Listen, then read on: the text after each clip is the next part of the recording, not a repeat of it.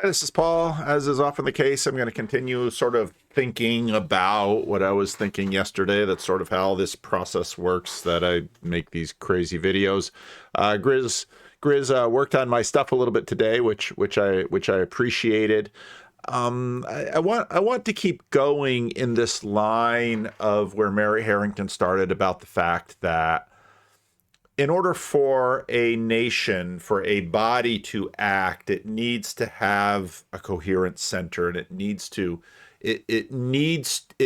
something that makes it. In my opinion, this is a validation of a lot of Jonathan Pageau's work. Jonathan Pageau will often talk, and people won't have any idea what he's saying. I'm making my way again through this book on World War I, and I came across this passage that I really thought about Pageau. Now we're in 1917, and the Tsar has abdicated, and his son has abdicated, and the Russians are trying to figure out what they're going to do for a country. But it was very interesting because with the sort of abdication of the Tsar, then everybody wanted his son to take over, but the Tsar was like, no, I'm not putting my son into this. And then his younger brother tried to take it, but his younger brother wasn't up to it. It was so interesting how in that moment they just needed to have someone from the Romanov family fit into that little slot and be the Tsar. A little bit later in the book, when I had a meeting down in the valley, and so I had some time in the car driving up, and I was listening about the how many governments fell in France in the war. Wars are these totalizing trials that really test these nation states, and they either live or die often on how well they do in the war. I think about what Jordan Hall talked about in terms of the war. What war is, with that video with Gray Hamilton and Annie Crawford. Well, so the Russian Empire is just trying to hold itself together. The Russian authorities, meanwhile, were struggling to hold together their forces on the Eastern Front and having distinctly limited success. Although the German troops opposite those forces were, among the German troops opposite those forces was a young, newly commissioned officer, recently returned to duty after being wounded in action, named Rudolf Hess, the same Hess who in later years would be one of Hitler's top henchmen. Yesterday we saw heavy fighting, he observed sardonically in a letter to his parents, but only among the Russians themselves. A Russian officer came over and gave himself up. He spoke perfect German. He was born in Baden, but is a Russian citizen. He told us that whole battles are going on behind their lines. Their officers are shooting each other, and the soldiers are doing the same. He found it all too ridiculous. They can all get lost as far as he's concerned. We invited him to eat with us, and he thanked us. He ate well and drank plenty of tea before going off. There was a lot of noise coming from the Russian side yesterday. They were fighting each other in the trenches. We also heard shots coming from their infantry, but they were fighting at each other. Charming. And then basically the Russians managed to actually get an offensive going, and they attacked the Germans. The offensive appeared to go brilliantly at first, with a bombardment that destroyed most of the enemy's forward defenses. The infantry attack that followed swept forward into enemy-held ground.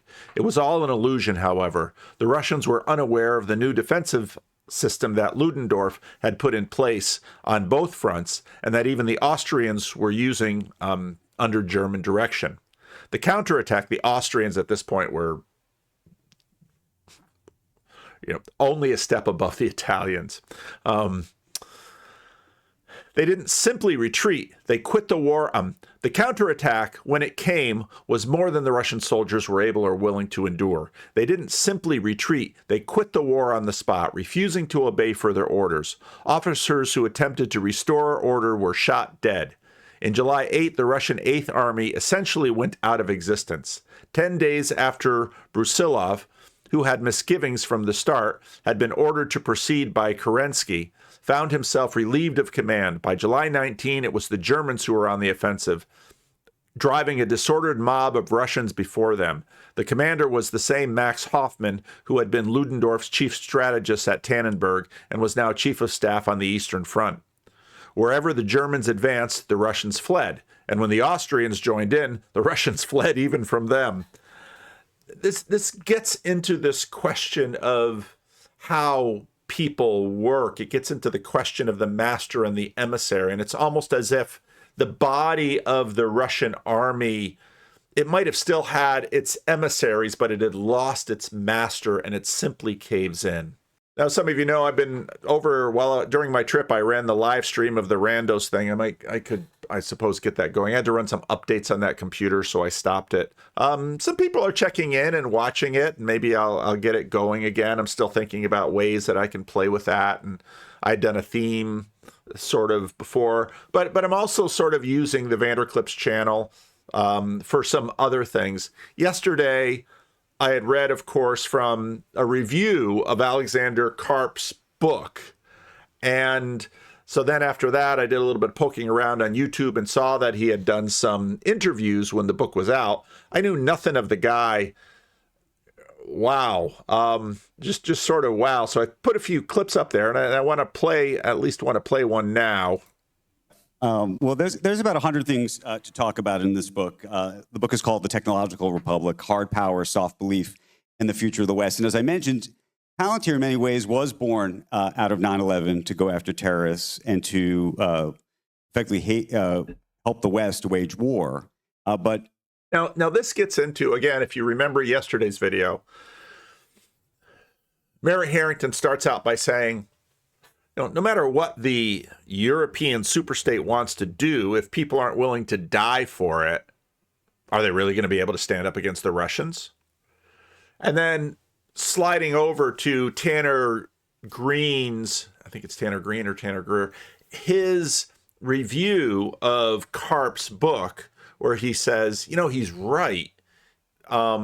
This whole sort of arc that in America, I would say, this is what the thesis I was putting together in my video, this arc that really begins with the Civil War, this agreement, this state that America becomes, that is sort of set now at the end of the Cold War consensus. And now with the arise of the new technologies in Silicon Valley, it's almost like the antebellum, the pre-American Civil War days, where you just have these individual industrialists, they're getting rich, but they're not sort of been put together in a body. And what's interesting about this with respect to Palantir, it's that, as I mentioned in yesterday's video again, wars awake something. It's very interesting in the Old Testament world, and basically in the ancient world, that when individuals would conceptualize war, they did so as gods in battle. This is a big piece of Kaufman's book, The History, or the Religion of Israel, where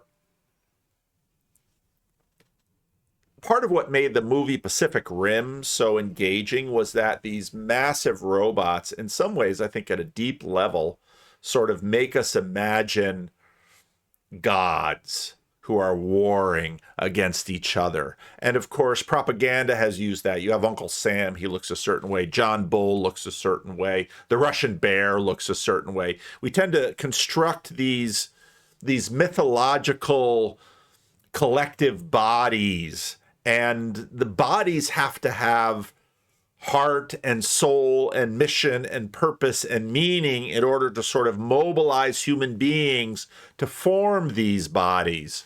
And so it was interesting that Palantir sort of arises from Peter Thiel, and Alexander Karp sort of arises with 9/11. So suddenly there's a threat against the United States. You have these conservatives, they're patriotic, they want to build something. And in fact, the other Peter Thiel industry, the drone industry, and it's basically named after Aragon's sword.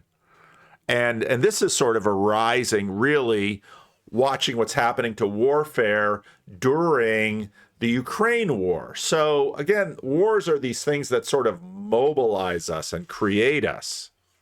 You've also been engaged in thinking a lot about almost a rhetorical war inside this country, I think, about what's happened to this country, about where we are in the West, and specifically where Silicon Valley is. And I wanted I want to start this conversation, if you'd indulge me, with a quote from the book itself, because I think it's going to allow us to get into a lot of different places. You write the following. You say, an entire generation of executives and entrepreneurs that came of age in recent decades, and really since 9/11, I think, was essentially robbed of an opportunity to form actual views about the world, leaving us with a managerial class whose principal purpose often seems to be little more than ensuring its own survival and recreation. The atrophying of the mind and the self-editing that often accompanies such decay are corrosive to real thought. The result is that corporations selling consumer goods feel the need to develop and indeed broadcast their views on issues affecting our moral or interior lives, while most software companies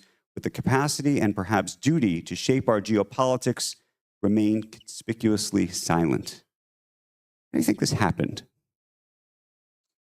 Well, I mean, the core thing I'm trying to say there with Nick and I are trying to say, and by the way, Nick and I we've kind of been in the trenches working together on all sorts of writing projects for the last decade, and did a tremendous job. I mean, I think the fair division of labor is 95% of the ideas are mine, but most of the writing is his. And that's why it's doesn't feel like it's written by a dyslexic, because it's not.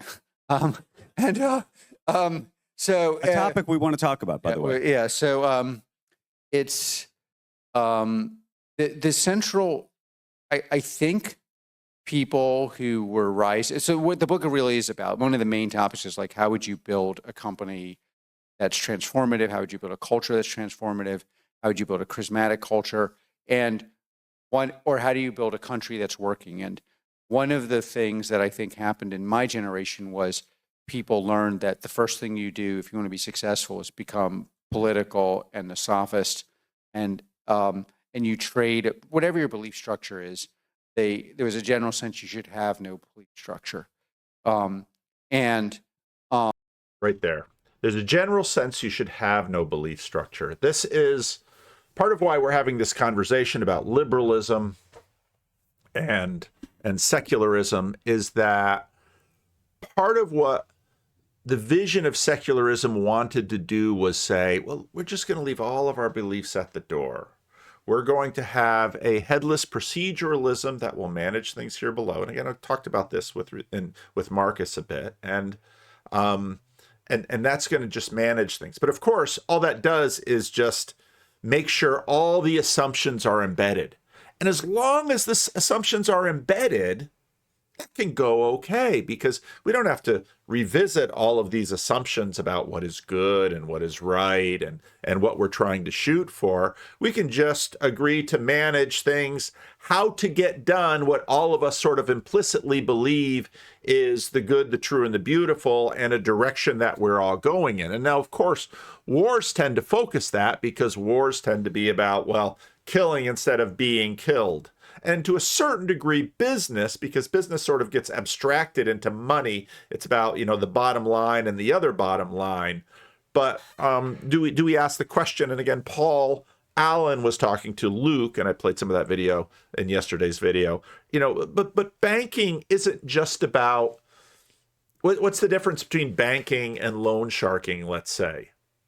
Loan sharking is just about charging massive interest and making sure you get your money back.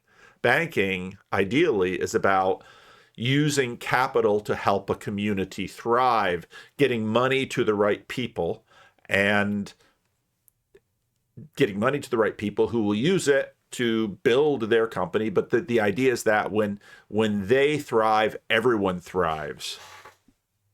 And you trade whatever your belief structure is. There was a general sense you should have no belief structure, and with the way that played out in many, many, many contexts. A lot of times when you're debating somebody currently or in the past, you're not really debating them. You're debating the fact that they don't actually have an opinion that's theirs. And I tend to think this. I mean, I don't want to link everything. What I loved about what this little clip that he did, well, he's saying the part that nobody says. You're not actually debating them. Who was it? Here it is. Right. So there's a section in there that I was just thinking of because you were talking about, you have to have these rules, all this structure within a bank, this formality, right? For people to know what to do so they can play the proper roles in the institution. I think the question then becomes, when do we know? And you went there a little bit. There have to be people that are older enough and experienced enough and wise enough to know when to break the rules, because there is no rule to tell you when to break the rules. You can't do that, because then you're kicking the can. It's an infinite regress of rules. At some point you have to have a person who decides when to break the rules. And then the other thing is that part of the problem, my wife says this the other day, like I can't remember who she was calling. She was calling someone where she was trying to, and this will happen very often, is you come to the problem where you either call someone and you get like an AI robot where they just have an auto response and you're just like, human, give me a human being, give me a human. No, 0, 0, 0, give me a human. And then eventually you maybe get to a human, but now my wife has this term where she calls them half humans, because you'll maybe get to the point where you get to a human being, but they are so like locked into the script, to the rules, that you're just like, no, stop it. And she said she got to the point where she went back and forth with this guy where she kept asking something and he told her the same thing like 7 times. And she was like, no, stop. He's like, you may not say that again. Do not say that again. That is not what I'm talking about. And it's like, and essentially, I think you see where I'm getting at with my question. Is there are people that just, you essentially become an NPC because you're just following the script. And somewhat we lose our humanity when those systems, which are meant for the good, become absolute, and you don't even know how to have discernment anymore. And when do you break the rules? When do you have discernment, within institutions? And at scale, it becomes a problem, I think. And that gets into the great Dave Busatil talk about running programs. And on one hand, we all understand our relationship within institutions. Sometimes we say, well, these are my personal opinions. I'm going to park them over there, and I'm going to say the script. And sometimes it's an appropriate thing, and you have to know when that's an appropriate thing. And other times it's like, chuck the institution, take this job and shove it. I'm going to say what's really on my mind. Let's see, where were we at? Here. To debating somebody currently or in the past, you're not really debating them. You're debating the fact that they don't actually have an opinion that's theirs. And I tend to think this. I mean, I don't want to link everything to the enormous damage kind of pagan beliefs did to our university structure. But one of the reasons that these thoughts were so effective was, on the other side of the equation, people actually had no belief. They just had a belief that they should pretend they should have a belief. And they said that too. They just have a belief that they pretend they should have a belief. I thought, oh, that is so true. And then that played out in a lot of ways, but on the side of the equation, people actually had no belief. They just had a belief that they should pretend they should have a belief. And then that played out in a lot of ways, but the context here, of course, was, we were building this company in Silicon Valley, and then building the company was really, really hard because the mere fact that we thought you had to have beliefs signaled to the world, well, that can't be valuable. And that was and of course, this so took off in certain institutions in sort of peak wokeism, and it's still around. I was talking to someone who had to go for a job interview, and she was like, what do I do with respect to the whole DEI thing? Do I put all that stuff on my resume, or do I not put it on my resume? Because depending on if they want it, and that all of that DEI stuff where employees had to report to the human resources department about what they succeeded in last year. How did they improve on their, anti-racism in the last year? And of course, whenever I'd hear those kind of things, I'd think, oh, this is just like all sorts of ministerial job applications. Tell me about your daily quiet time. Tell me about your spiritual practices. Tell me about your prayer life. I mean, you get these kinds of questions when you apply for ministerial things. Now, the problem was that when you applied for almost anything, you're gonna work at McDonald's. Tell me how you're pushing racism back this year. Tell me about how you're including on and on and on and on and on. So, in other words, one of the interesting things about the wokest period was that this vacuum, as the culture was getting increasingly vacuous in many of the ways that he's talking about, something had to fill the vacuum. And of course, as all this DEI stuff kept coming in, it was just getting sort of increasingly ridiculous, and everybody saw it getting increasingly ridiculous. But that sort of raised the tensions on secularity as such, because people then had to ask serious questions. Well, what is this company for? And then with the article that I read yesterday, well, what is the sort of the meta realm of corporations within a political or a nation state body for? Now, in churches, I've been doing some, thinking about denominations, always chatting on CRC Voices about these kinds of things. Denominations are going through this too, because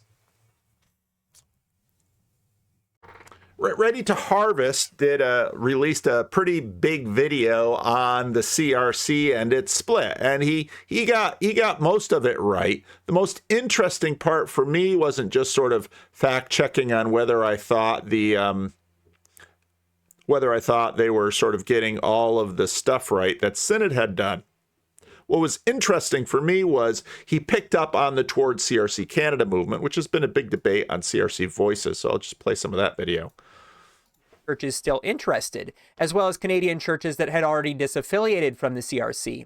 In November 2025, this took place. The All Canada Church Summit of 20 reflected on the English, the America denomination, but divided and the United States of America. Now with sorry about this. I just want to get back. Dozens of churches and ministers are leaving. That's a split. Probably one reason why this story has been mostly overlooked is because the churches leaving are either staying independent or joining with existing denominations. Now, most of course, we're sort of tracking this on CRC Voices. Most of the churches have not sort of joined anything. And I think the most likely place for a lot of churches, at least south of the U.S.-Canada border, to join would be the RCA.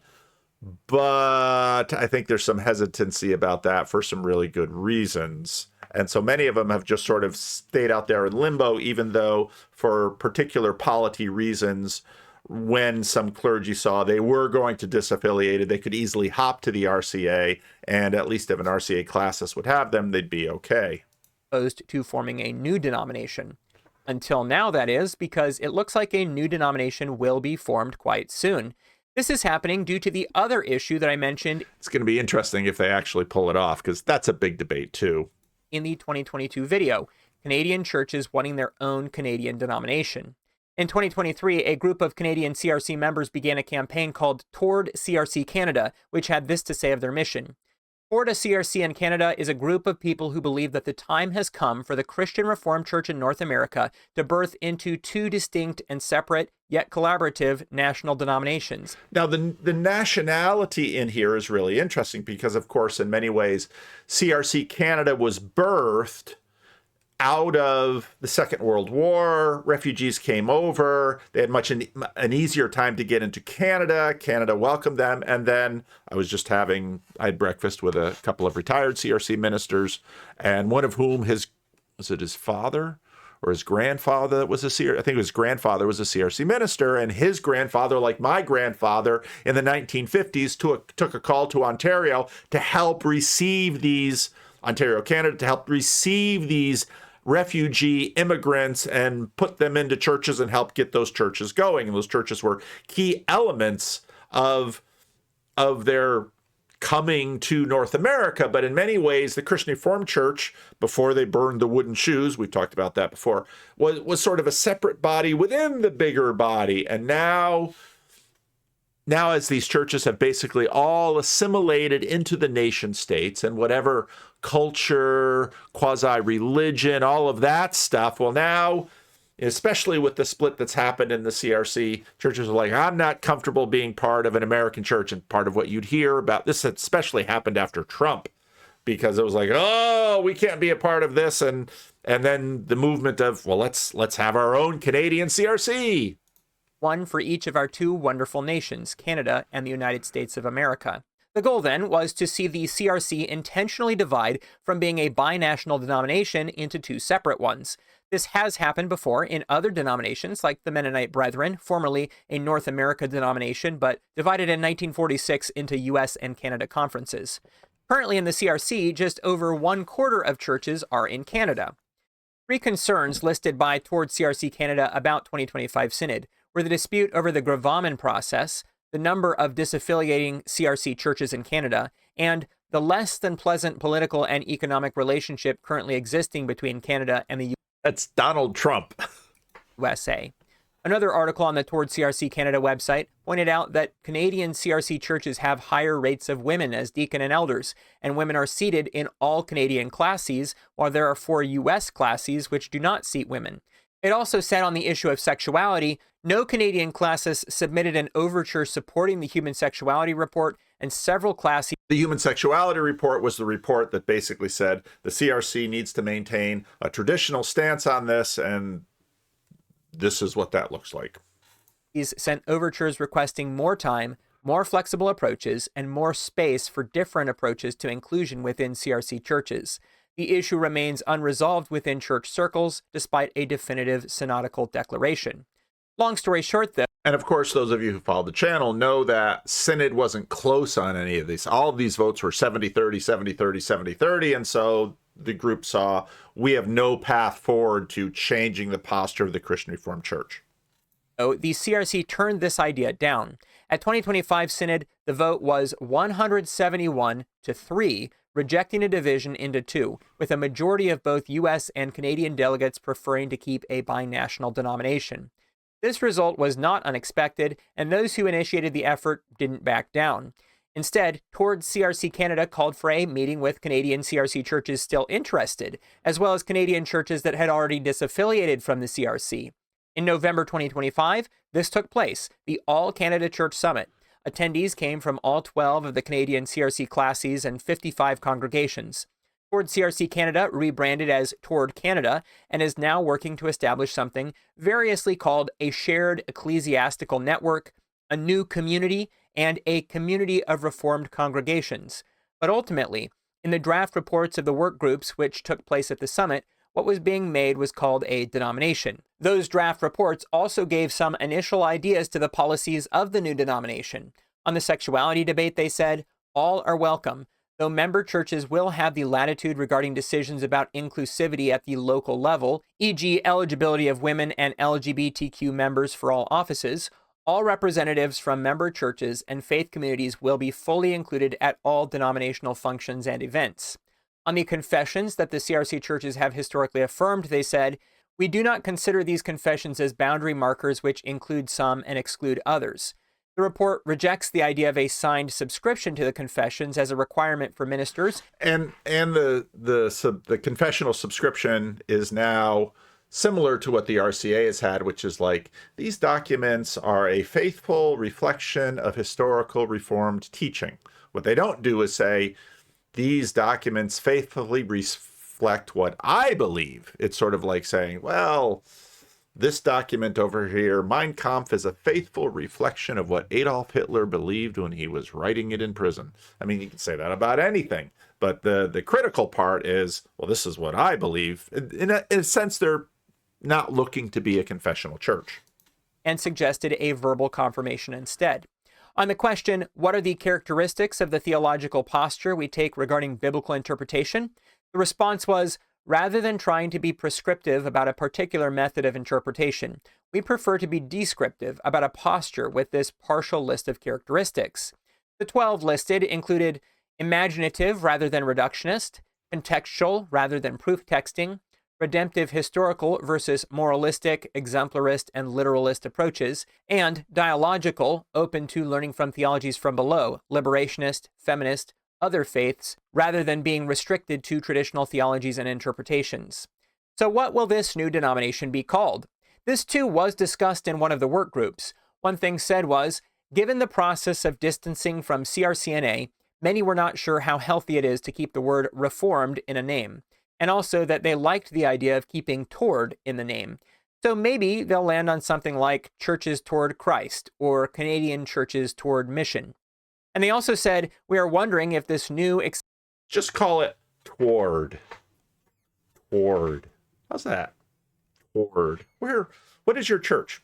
I don't know that we think of ourselves as a church. We're sort of a movement. We're toward. Don't laugh too hard. You can, if you can sort of pass as a consultant, you can make a really nice 5 figures of, yeah, I studied this and we did breakout groups and focus groups and all of this. And we think your movement should be called Toward. And you have to have the movement in it like this. There you go. Anyway, I mean, there's so much of this stuff going around, and part of it is just sort of this vacuity, that the vacuity is a feature, not a bug, if you feel like you're sort of in alignment with all the implicit assumptions that are there. Because then suddenly you can sort of avoid awkward little moments of things that aren't aligned. There might be things that aren't aligned, but as long as they're not functional, then everything can be toward. Incredible disadvantage until it became a huge advantage. And then building the company was really, really hard because the mere fact that we thought you had to have beliefs signaled to the world, well, that can't be valuable. And that was just an incredible disadvantage until it became a huge advantage, because while no one else really was building like software or really tech, though at the time people came, mostly Elon came, but it's like, built on what is the value you would create for the institution, not what is the fake value you'll pretend to create. And that led to us being differentiated on one side, but on the other side, it's just, and you just look at whatever structure you're skeptical of. Like, I think one of the things that got the university presidents into trouble, the ones that got fired, I think if they were being honest, they just didn't know what they were supposed to pretend they believed. He said that. I thought, oh, that is so true. And oh, you see that all the time. They just didn't know what they were supposed to. And that's what happens when things start changing, because it's like, well, it's toward. I want to say what you want to hear, but I'm not entirely sure what you want to hear. So how do we go? It's just, and you just look at whatever structure you're skeptical of. Like, I think one of the things that got the university presidents into trouble, the ones that got fired, I think if they were being honest, they just didn't know what they were supposed to pretend they believed. It wasn't that I don't actually believe that there was anti-Semitic as they appeared. I think they were caught in this thing. They're like, I've been taught to not have a belief structure. My belief structure is I advance. That's my belief structure. Wasn't that always a sort of, in the business context, a sort of Milton Friedman-esque view, which was that you're supposed to do whatever is best for the company, and therefore you were not supposed to have a view. And then when it became... So you're supposed to be a half person, like Luke's wife says. We're supposed to be a half person, and then you get into severance. I'm going to go down this elevator, and I'm not going to have any life up there. And then when I go up, I'm not going to be able to betray the company in any way because I've been severed. And... well, maybe in the future we'll have robots that won't have that problem because they won't be any person. Politically attractive to have a view, even come your business context, a sort of Milton Friedman-esque view, which was that you're supposed to do whatever is best for the company, and therefore you were not supposed to have a view. And then when it became politically attractive to have a view, even come 2020, let's say, then some of these sort of views, which I think you think were Well, somewhat fake. the standard, so that's a complicated question because there's a question of whether society should have whether capitalism should be the arbiter of value based on a. Now, again, you go all the way back to Voltaire, making the observation that, you know what, the Protestant and the Catholic and the Muslim who are doing business at the dock, they don't have any problem. This is, the context of the Enlightenment. Well, we're just going to elevate the emissary and leave the master and then the implicit master is, well, turn a profit, make money. Money is beautiful. It's non-denominational, even though we have denominations. It's where it comes from. Tens, 20s, 50s, 100s. Money is non-sectarian. I remember reading a Tim Keller an article that Tim Keller pointed to back in one of his sermons. This is probably back in the aughts, when he made the observation that the article made the observation that in the postmodern age, when we cynically look at all beliefs, what people finally sort of land on is money, because isn't it always better to have more money than less money? Is it always better to have more sex than less sex? Well, it's like, well, that depends. Prostitutes can have an awful lot of sex, but I don't know if that's better. Was it better to have more food than less food? Well, that depends on, how much food I can eat. But money, it always seems to be better to have more. Normative schema, I think society should have whether capitalism should be the arbiter of value based on a normative schema, I think is different than whether the people creating the value have a normative structure. So if you look at the institutions that are great in this society, universities, actually the structure of capitalism, how it was built, the best companies, the best artists, the best interesting people, they almost always have a very, very strong belief structure. Maybe I'm Steel Manning, Milton Friedman, but my version of that was he didn't want governments deciding which values are better than others. He wanted the market force to. But that's different than creating the value. And that then gets into my conversation with Marcus on these issues and liberalism. And I feel like I'm not as in contradiction with the classic liberals, where I think your point becomes accurate is there was a sense in which if capitalism should not be, if the normative controls on capitalism shouldn't be a government, some people thought, well, building the capital or building a thing should also not be governed by belief. Right. And I think that's actually not only not wrong, but it's not workable. So and by the way, one of the blessings of having been involved in building Palantir is I've interacted with thousands and thousands of organizations, clandestine organizations, military organizations, police organizations. I knew Grimgriz was going to talk about this, and I know Dave Busatel. I mean, just that the Corner's fascination with three-letter agencies, and is Claire Kaw an operative, and is Jacob Federecci an operative, and I work for a three-letter, it's really five-letter, CRCNA.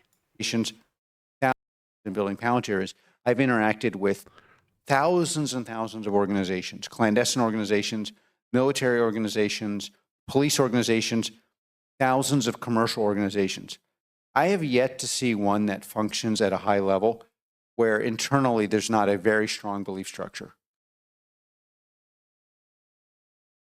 And internally there's not a very strong belief structure. And right there, I've never seen one function at a high level where internally there's not a very strong belief structure. What does that mean? It means you need to have a soul. So the Russian army just collapses when there's instability at the center. Nothing's going to happen unless there's a master over the emissary. You need a what before there's a how. Is what I actually basically originally wanted to talk to you about, I think, when I messaged you, is liberalism. Yes. The ideas of liberalism, where does that fit into all of this? Okay. In some sense, liberalism is clearly a quintessentially modern political system, right? Many of the prominent um, liberal thinkers are associated with social contract theory. What I was saying was the dominant political metaphor of modernity. But in many cases, liberalism is about trying to get the best of liberalism or the best of modernity in that it tries to gain as much consistency as it can in terms of rule governance, but also by restraining the degree to which the state can use and enforce those rules, also allows a wide breadth for liberty, right? In the name, same as in the name of liberalism, liberty in a broad number of cases, and therefore many beholders or people to experiment and try different things and develop new rules that are contingent on contracts between companies or contracts between workers and companies or social organizations or clubs or things like that. And those are somehow filling in all of those incomplete parts that the core aspects of the US Constitution cannot do. So that's a way of trying to have both at the same time. So what I copied here is from when we had the conversation with Klein and Mattson on beholderism. Klein referenced this quote from Smith, which is basically like, you might think of Klein's career is dependent on this quote in some way, and then I have now realized that mine is as well, right?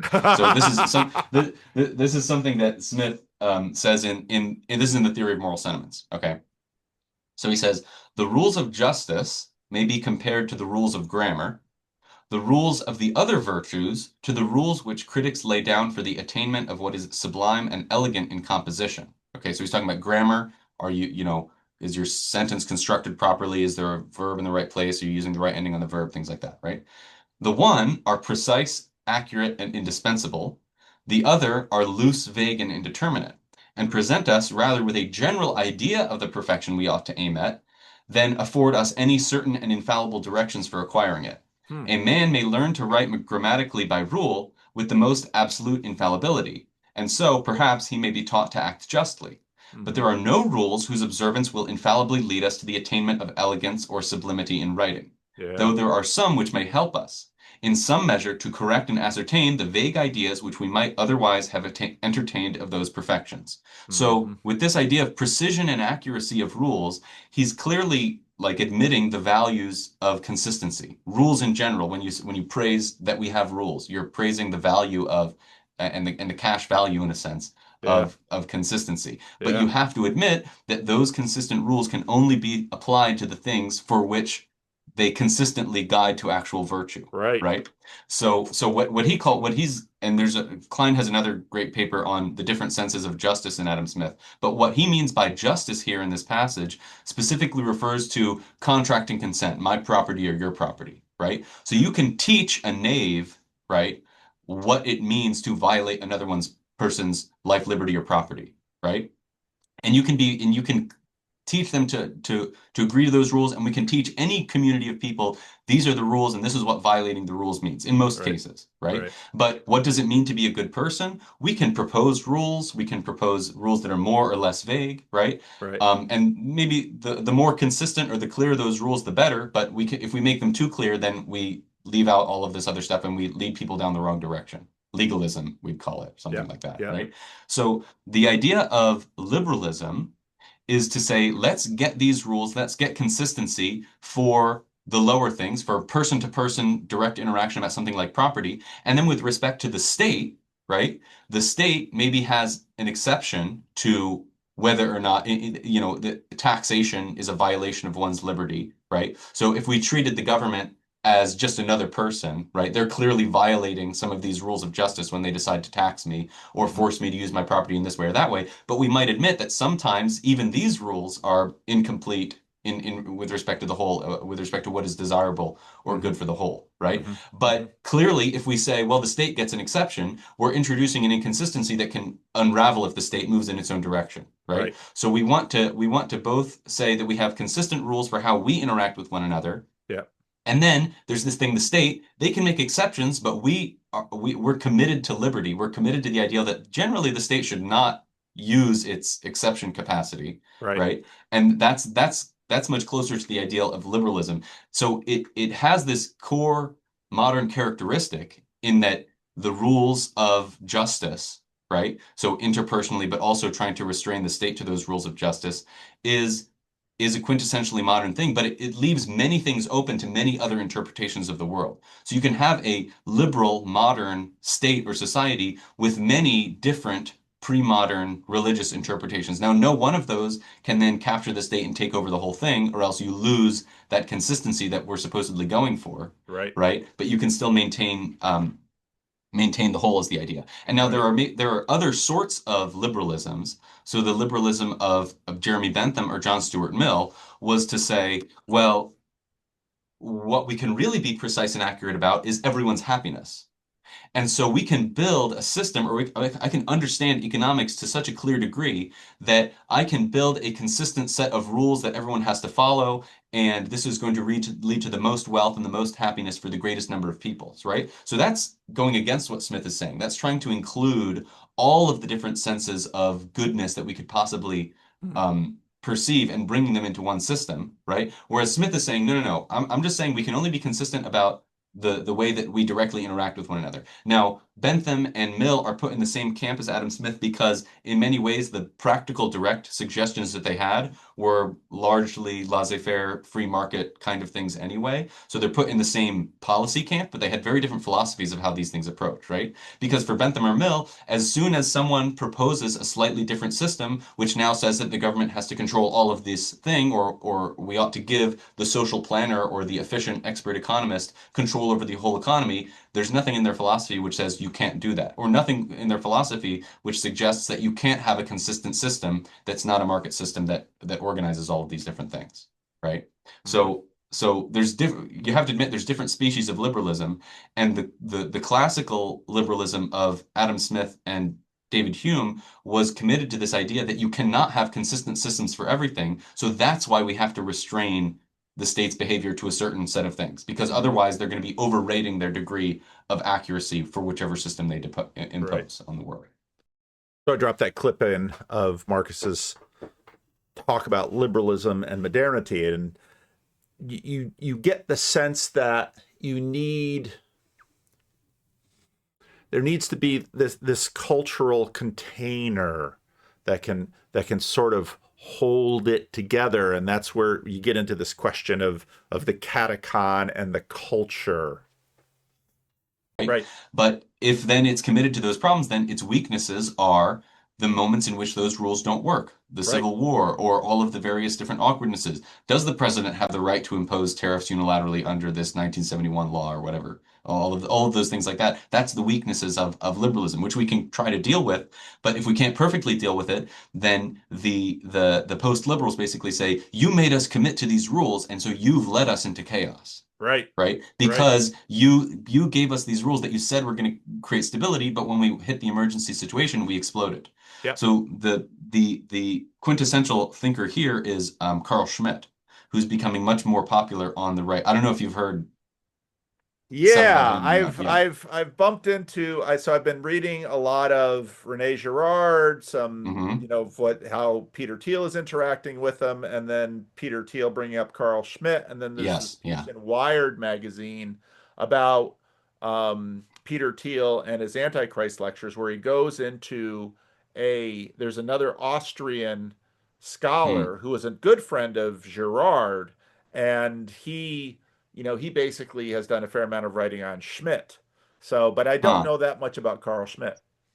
Well, so he is the quintessential Nazi legal theorist, basically. So in 31, 32, when I don't know the details of the history, I've just read basically one of Schmitt's books and a few articles around it.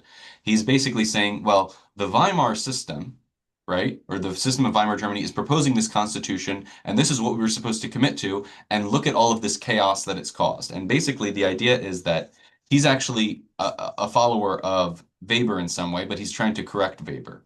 So Weber understood, this is an oversimplification of Weber as well, but a system can be organized under legal rational means by this system is legitimate because it's following the rules, or by charismatic means, because everyone has this natural emotional understanding that this person is the leader and is represents us, or we ought to righteously, it is righteous for us to follow him, right? And so Weber puts these as two different systems, whereas Schmidt basically says, no, the legal rational system is always underneath the charismatic system, right? And he basically says something to the effect that in certain situations, the rules, whatever these legal rational rules are going to fail. And he says liberalism is a commitment to will-less norms. So we have norms, we committed to these norms, and they have no will or motivation behind them. So when those norms fail, one of two things is going to happen. We're either going to be thrown into chaos, the enemy is going to spill over the borders, we won't be able to organize effectively against them, or we will make a decision, but it's not going to be according to the rules. It's going to be according to something else, and in all likelihood, a cabal of individuals who have figured out how to manipulate the rules in their favor. When those rules don't have a will behind them, whoever knows how to sneakily understand the exception or reorganize the rules so that we're still technically following the rules, but it's leading us in a direction we didn't understand, these are the people really in charge of the system. So to that extent, Schmidt is right that there's incompleteness in any system of only rules. And that seems to be the system that Germany had adopted for themselves at the time. But where he's disastrously wrong is that his only solution to the system is to empower some dictator to come in and solve the whole problem. And he thinks of this as the most democratic solution. He says, well, this strong man essentially is going to represent the people, right? And we don't need rules to define who's a good and bad strong man. If we do, then we're in the same problem we were in before, right? So Hayek, being from that time period, and being in similar circles and knowing other people in similar circles to Schmidt, is basically leaving the German-speaking world, coming to the English-speaking world where they don't know what's going on over there. And he's like, well, you got to make sure you don't go down that same pathway, right? You've got to realize the latent understanding, the moral undergirding of all of your institutions so that you don't, when your rules fail, starve for a dictator.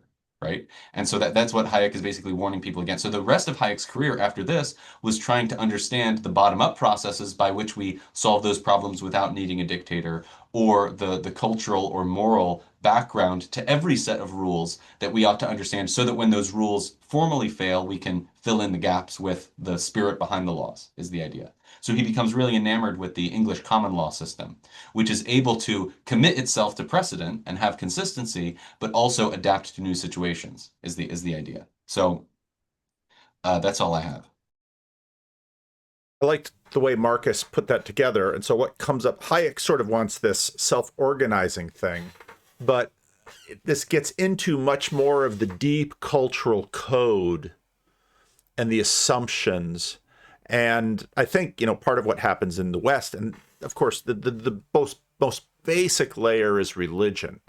And those assumptions that come to us through the religion, the patterns that are deeply in the culture. You remember the neocons imagined that, well, once you topple Saddam Hussein, well, a democracy is just simply going to arise. Or, everybody during the, Apple sort of fueling China. It's an interesting story about Apple fueling China. Well, everyone just imagined at that point that once the Chinese get rich, they'll just get rid of this communism. And it's, oh no, it's going to be Confucianist, it's going to be communist, and they're going to create their own thing, which gets into the idea that there's going to need to be beliefs. And in fact, you're going to need to have a culture. You're going to need to have a foundation. And you're going to need this in order to avoid the strong man or the dictator. You're going to need something else to come up, something that is going to govern these far deeper assumptions that govern what is right, what is wrong, what is good, what are our instincts. Now, there's a ton of opponent processing that goes on in there because, beyond the rules, the spirit behind the rules, the implicit telos, is sort of telling us where we want to go and what is good. Now, I was going to play some more stuff about the Russian Revolution, but the video sort of went in a different way, so we won't get any more on the Russian Revolution. But I think this, again, I spent some time with with a Kuyper biography. I'm going to keep working on Abraham Kuyper because it's such an interesting period. Because again, Kuyper is very much a man of the 19th century, and he's dealing with the issues of the 19th century. He dies in 1920, so yeah, I've got one of the biographies is written by James Bratt. It was so interesting when Glenn Sunshine the other day says, "Yeah, the most liberal department at Calvin College." I thought, yeah, that's what I'm a product of. And so one of the biographies of Abraham Kuyper was written by James Bratt. The other biography was written by John Bolt. Now, I actually never had James Bratt as a professor. I had Marsden, and I had Wells, and I had Howard Rienstra, and I had all of these guys, Dalvin Clay. Never got James Bratt. He's a little bit after me. But John Bolt taught religion at the college. He was Canadian, more on the conservative end of the CRC, and then he went to the seminary and taught systematics at the seminary. And he wrote the other biography of Kuyper. So I'm going to be... The funny thing about Kuyper is it's sort of like the 19th century search for the historical Jesus, because they looked down the well and saw a dim reflection of themselves. And that's what I see happen in the Christian Reformed Church with respect to Kuyper.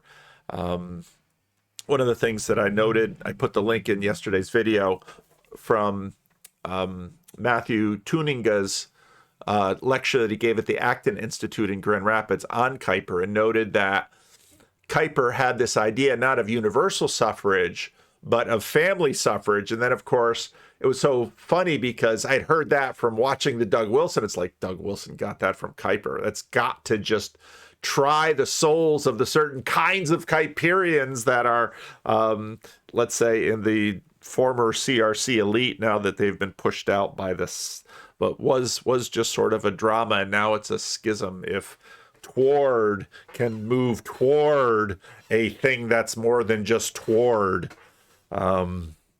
So anyway, that's enough for now. This has gone on long enough, and really curious to see what you think of this video. This is the story of the search for mind control. Mission: mind control.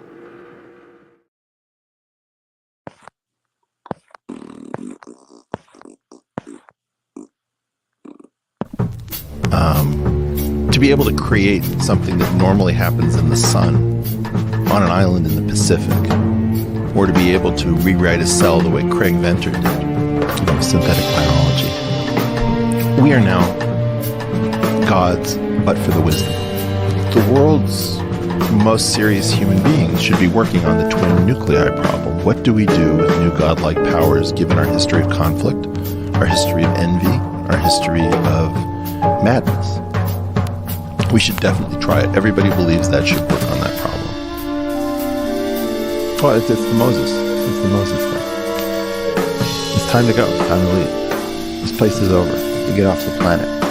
I freak people out when I say that, but like, look at your world. Everybody who has a possible plan to avoid what is coming if we don't have one should work on the plan that she thinks best. Now this is the plan. Get your ass to Mars. Enough! Just go to the church. Guys, I can't hear the same story any more times of like, I tried to go to church, but it was too hard. Enough. You sit in the seat and you listen, okay? Enough. Just go to the church. Enough. Like, enough. Just go to the church. Enough. I'm tired of hearing your excuses. Amen. Enough, folks. Enough. Okay, put your big boy pants on. Enough, folks. We're done. We're done pretending we don't know how to give the pill to the dog. Right. Like, they're much simpler than we ever imagined. It's not that hard. Guys, we need you.